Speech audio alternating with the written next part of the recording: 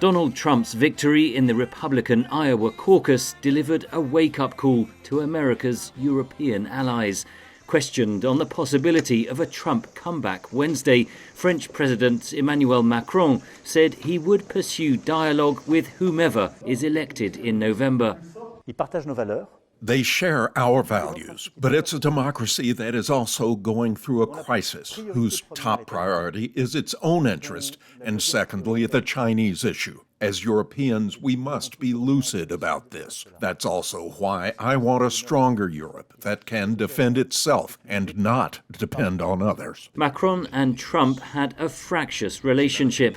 On the Iowa campaign trail this month, the former US president appeared to mock the French leader's accent as he recalled discussions over trade tariffs. No, you cannot do that, Donald. You cannot do that. It was a reminder of Trump's unconventional style. But Europe has bigger concerns than personality politics. With Russia's invasion of Ukraine descending into a bitter war of attrition, Kyiv urgently needs Western military aid. Trump has said he would seek an immediate peace deal between Ukraine and Russia.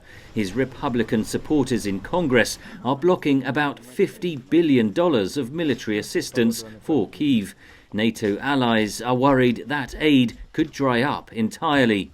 The US is paying a bit less than half of that share, but the US has a very predominant, if not the lead role when it comes to the kind of strategic political questions on Ukraine. So losing the US in the sense of having a US president who might be actually counter to Ukraine's interest and to Europe's interest will be a major blow. European Union Trade Commissioner Thierry Breton said this month that Trump declared in 2020 that the US would never help Europe if it came under attack and will leave NATO.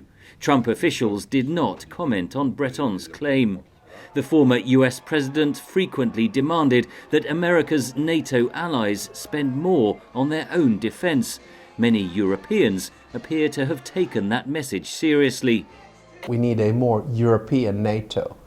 I think the Americans will not leave us alone, but it's always useful to be prepared for the situation whereby we have to take more responsibility of our own defense. And I think the Americans are right on that. Europe is investing more in defense, including ramping up ammunition and weapons production for Ukraine.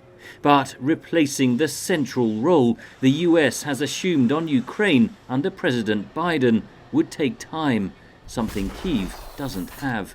Henry Ridgwell, VOA News, London.